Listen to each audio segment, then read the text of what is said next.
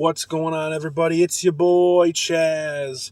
And this is the Fantasy Football Bros podcast. Coffee with Chazz. My Monday morning, going to get coffee and breaking down what happened yesterday. And as per usual, apparently for this 2022 year, we start off Monday nice and gloomy and rainy. So obviously the first thing I got to talk about is the Bills got beat by the Dolphins. And there's a lot of Bills fans making excuses out there. The heat, the weather, injuries, blah, blah, blah, blah, blah. But in all fairness, the Dolphins beat us. And in all fairness, the Dolphins bullied us. The Dolphins bullied our offensive line. They bullied Josh Allen. Josh was like the only one that stuck up for himself. Not even Spencer Brown was trying to help him out.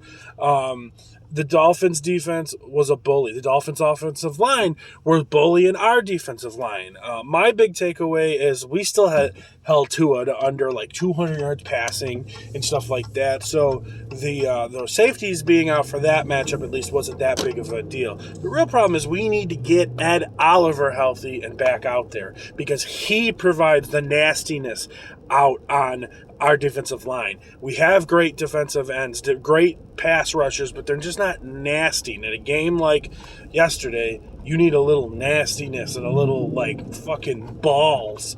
And we were lacking that. And Gabe Davis forgot how to catch. So, I mean, that's why we lost. But we'll move on to fantasy football. Starting with quarterbacks. I mean, first, Josh Allen had 63 attempts. Are you kidding me? Are you kidding me, Bills? I don't understand. I mean, it's great for fantasy and everything, but like, how does Josh throw 63 times? We were ahead 90% of the game. You should have ran the ball a little more. And I don't want to hear that Devin Singletary and Zach Moss aren't good running because they were averaging 4 to 5 yards a carry. Dorsey got a little carried away. Now, I'm not saying to be a running first team. I'm the one that shits on that, but like, I don't know. Maybe it was the heat. Maybe they were trying to like not get the offensive line winded or something. But for Josh to throw 63 times when we were ahead so much, it was a little weird. And we need to run the ball more. But Josh, great 63. But of course, I say of course because I'm tooting my horn. Beep beep. I'm driving my truck. I could have actually tooted my horn, but I don't want anyone to think I'm an asshole.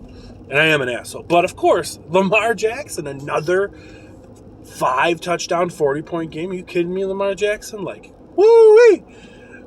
That's my dark horse candidate for NFL MVP. And I think, as of now, he should be actually the NFL MVP candidate right now. Josh Allen in second. And things can change, of course. And, of course, I'd rather have Josh win. But, I mean, it is what it is. Lamar is nasty, dude. Now they're rolling in to play the Bills in week 4, so we'll see what happens there. Running back-wise, what a weird week for running back. I mean, wow. Khalil Herbert and James Robinson, I believe, are your top 2. We haven't got to Quan or to Saquon or to Elliott or Pollard tonight. So, but wow, James Robinson and Khalil Herbert, you're 1 and 2. What a weird week, dude. Dalvin Cook got hurt, so look out there to see if the President of the United States, Alexander Madison's on free agent.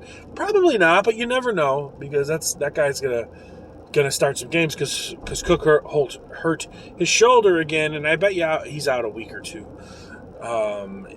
There wasn't too much insanity with the league this week with the running backs in particular. There's just nothing that really sticks out other than those 2 had huge games. Oh, the other one I wanted to discuss, I remember, was career high in rushing yards for a guy who I didn't necessarily proclaim my fantasy crush, but he is a fantasy crush for me. It's Cordero Patterson. Guy's great, 141 yards, I believe, and a score.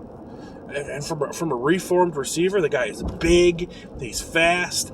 They need to keep him healthy. So I just think that like Cordero Patterson, they're using him even better this year than they did last year. That's important because you want to keep him healthy.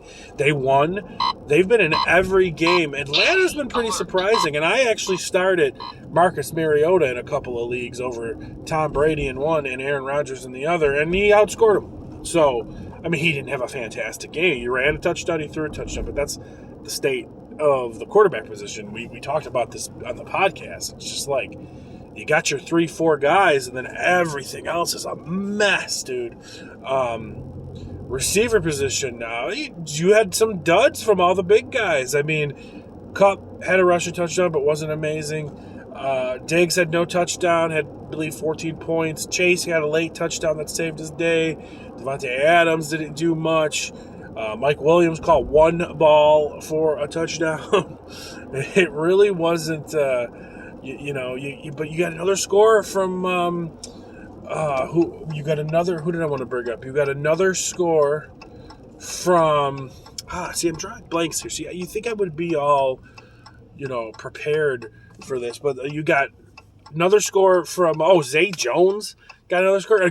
Christian Kirk, that's who it is. You got another score from Christian Kirk.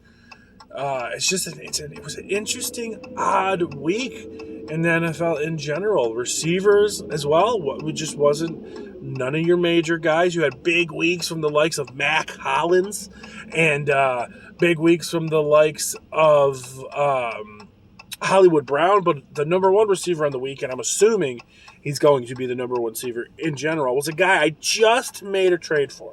I just did it on Saturday morning. I traded away Darrell Henderson Jr. and Alan Lazard, and I acquired the rights to Logan Thomas, and Devontae Smith, and that dude crushed it.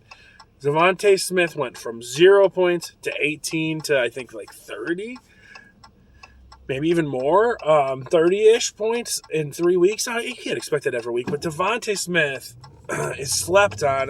Jalen Hurts is really good this year so far. And Devontae Smith, yes, had a bad week one, but this guy won the Heisman Trophy as a receiver. I mean, there hasn't been a quarterback to do that in so long. A quarterback to do that in so long, especially a receiver. I mean, if it was going to be a running back or receiver. God, it's been forever. So the guy's full of talent.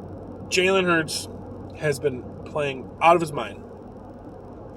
And I saw that coming too, and I didn't get any shares of him because you know what? A lot of you saw it coming. So he's just playing good. We're talking about Devontae Smith. I mean, he's a guy you always need to look to. He's your wide receiver too. If Devontae Smith is your flex guy, you are in primo shape. But Devontae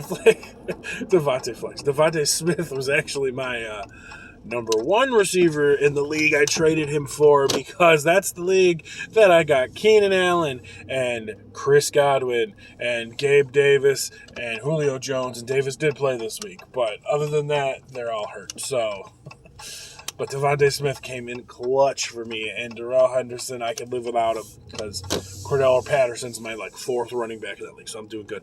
And tight ends, it's the same old. It's you had the number one on the week with two tutties was Mark Andrews. The number two on the week with one tutty was Travis Kelce, and the number 4, I believe, was rookie sensation Jelani Woods, who had 2 touchdowns, but he also had 2 catches in the big upset of the week of the Colts beating the Chiefs. And I was going to call that, and I wish I did, because I knew the Colts would get back on track, and the Chiefs always tend to choke once in a while. So but I didn't call it, but I wanted to. I promise you that. So, weird week of fantasy football. We got the Giants and the Cowboys tonight, and for yearly rankings, Saquon Barkley was, I believe, first or second, maybe third. He was definitely top 3 in fantasy going into this week.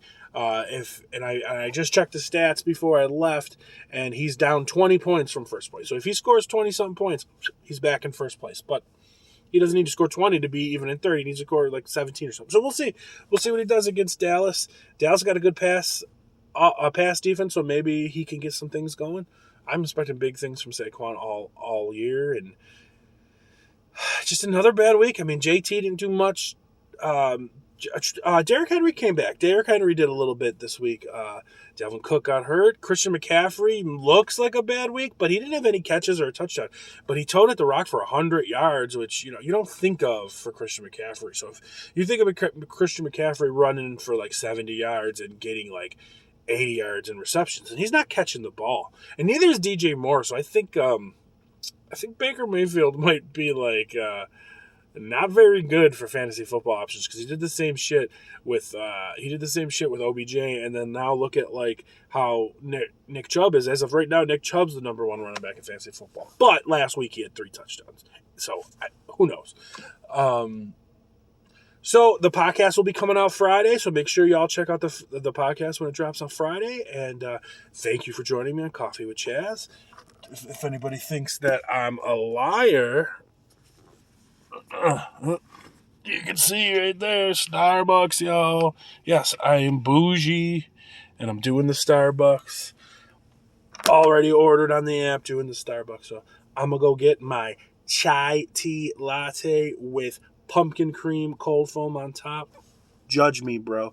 And we will see you next time on the Fantasy Football Bros podcast. Peace.